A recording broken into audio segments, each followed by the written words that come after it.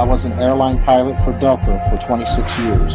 A pilot's primary flight instrument is his artificial horizon, which he has to be maintained level to keep from climbing and descending. From a cockpit, weather permitting, I could see hundreds of miles in all directions, viewing cities connected by roads across the flat plain as far as the eye could see. Nothing ever leaned. If a pilot is flying around the curve of the Earth, then he should be dipping the nose down, and every 5 minutes he should be dipping the nose down to stay around the curve. That's absolute proof that a plane flies over a flat surface rather than a curved one.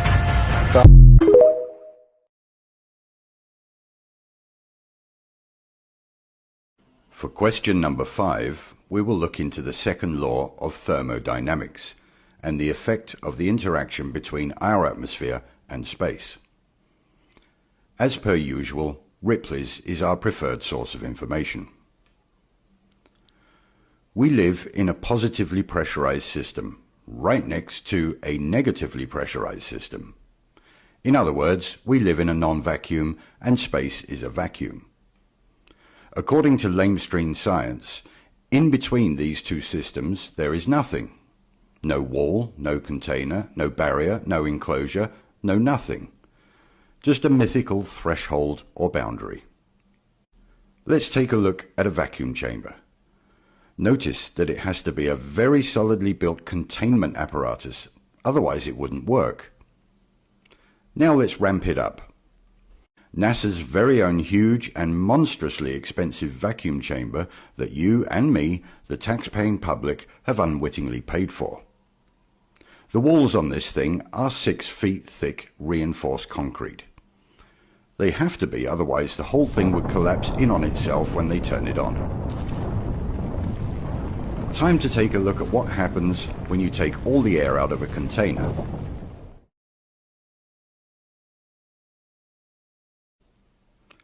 Pretty violent reaction, wouldn't you say? That goods train container was made of some pretty robust material. Makes you think about the magical qualities of one of these, doesn't it? But basically you can see that it's very light and it's very flexible and it's very reflective. Do you want to give it a try? We'll come back to the preposterously expensive spacesuits in another fanboy question in the future. So in short, how does a vacuum exist next to a non-vacuum, when the second law of thermodynamics clearly states, and I quote, "When two initially isolated systems in separate but nearby regions of space, each in thermodynamic equilibrium with itself, but not necessarily with each other, are then allowed to interact, they will eventually reach a mutual thermodynamic equilibrium." Oh, and by the way, it also quotes this: "The second law is applicable to a wide variety of processes, reversible and irreversible. All natural processes are irreversible." So, according to the second law of thermodynamics, our atmosphere shouldn't be allowed to exist at all, ever. Fanboys, please explain.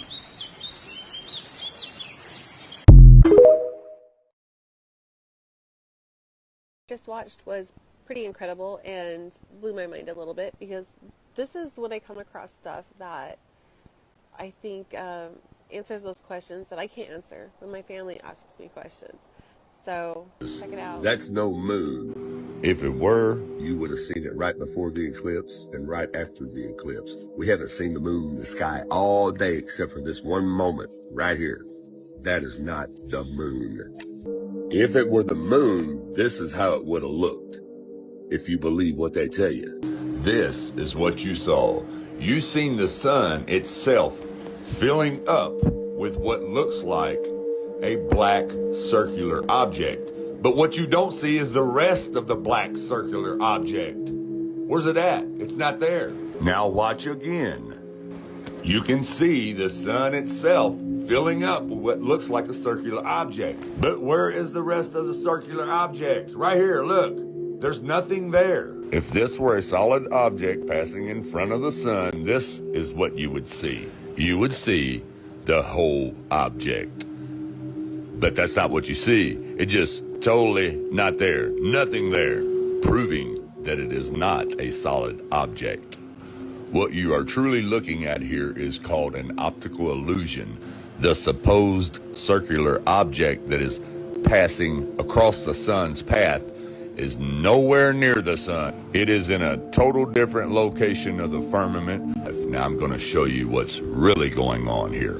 Now the sun is here, but the eclipse is taking place in a total different spot of the firmament, as you see here.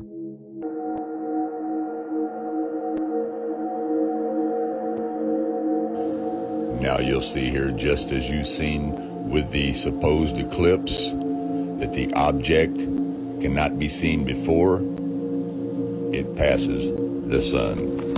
Understand this as the black hole sun. Black hole sun.